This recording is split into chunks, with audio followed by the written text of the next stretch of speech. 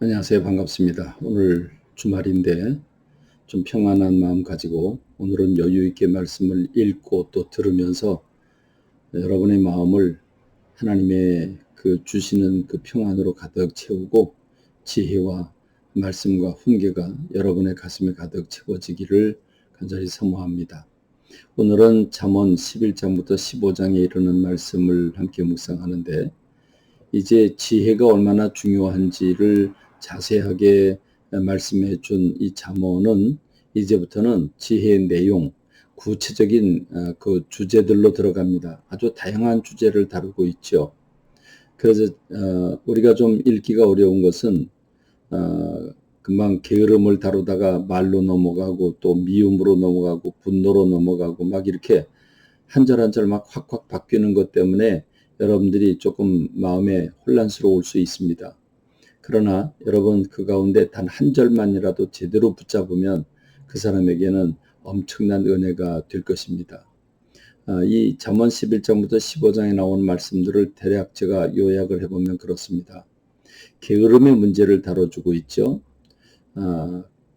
가난한 자와 부한 자, 곧 가난한 사람과 부자의 차이는 게으름을 어떻게 정복하느냐, 게으르냐 게으르지 않느냐의 결과의 차이라고 말씀하고 있죠.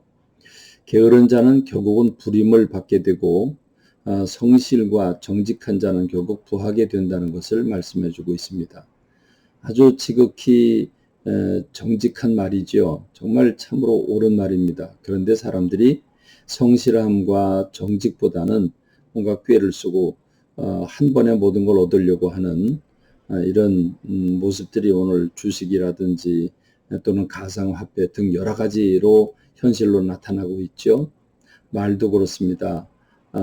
입이 미련하면 망한다라고 말씀해 주고 있습니다. 말이 많아도 문제가 되고 거짓된 말들은 더더욱 그 영혼을 죽이게 되고 중상모략이나 험담은 아주 미련한 짓이라고 말합니다. 입의 열매로 복을 누린다. 복과 저주를 함께 누린다고 말합니다. 진실한 입술이 되어야 한다고 하는 것을 가르쳐주고 있죠. 미움은 다툼을 일으키고 분노를 일으킨다고 말해줍니다. 장수의 비결은 하나님을 경외하는 것이고 특별히 공의, 성경은 공의를 많이 얘기하고 있죠. 속이는 저울은 하나님이 미워하시고 죽음에서 자기를 지켜주는 것은 공의라고 말합니다. 거짓된 중상과 모략은 결국 자기의 생명을 잃게 하지만 공의는 생명을 붙잡아 준다고 말합니다. 그러면 정직을 소중히 여기고 나라를 영화롭게 하는 게 바로 공의라고 말해줍니다. 그러므로 오늘 저와 여러분들이 공의로워야 되겠죠. 겸손과 교만에 대해서도 말씀해 주고 있죠. 교만이 패망의 선봉이다라고 하는 거 여러분 잘 알고 계시죠? 교만이 있을 때는 다툼밖에 일어나는 게 없다라고 말해줍니다. 그러므로 듣는 지혜가 필요하다라고 우리에게 가르쳐주고 있죠. 교만한 사람은 입으로 매를 자청한다고 가르쳐줍니다. 이웃을 업신여기는 것도 교만인데 그 교만은 죄를 범한다는 말씀을 하고 있죠. 그런가 하면 덕과 인자, 넉넉한 마음을 또 얘기해 줍니다. 이 덕은 존귀를 얻게 하고 영광을 누리게 한다라고 말해 줍니다. 그리고 이 덕과 인자가 영혼을 부유하게 한다라고 우리에게 가르쳐 주고 있죠. 특별히 또 구제하는 부분을 가르쳐 줍니다. 구제하는 자의 삶이 풍족하고 윤택하게 된다. 구제해서 망하는 사람이 없다. 오히려 구제하는 사람일수록 풍족하고 윤택하게 살게 된다라고 지혜를 가르쳐 줍니다. 특별히 재물에 대해서 많은 사람들이 관심이 있고 여기에 모든 관심이 몰려 있는데 재물이 우리에게 꼭 필요 불급한 건 틀림없는데 그럼에도 불구하고 재물을 의지하면 망한다라고 지혜는 가르쳐 줍니다. 권모술수로 얻은 재물은 없어지게 마련이지만 정직하게 얻은 재물은 그대로 있다고 말해줍니다. 특별히 분노, 혈기를 드러내는 부분, 이 즉각적으로 분노를 내는 사람, 화를 내는 사람은 미련한 사람이고 그 분노가 일어나지만 그걸 참고 다스리는 사람은 지혜가 있는 사람이고 명철이 있는 사람이라고 가르쳐 줍니다. 특별히 부모나 어른들의 훈계를 듣고 훈계를 받는 것, 그 받는 그 사람이 지혜로운 사람이라고 말해줍니다. 이걸 받지 않는 사람은 거만한 사람인데 이 훈계를 저버리면 궁핍과 수욕을 받게 된다라고 가르쳐 줍니다. 이렇게 11장부터 15장 사이에는 많은 주제들이 언급되고 있는데 공통분모가 있다고 한다면 다 지혜지요.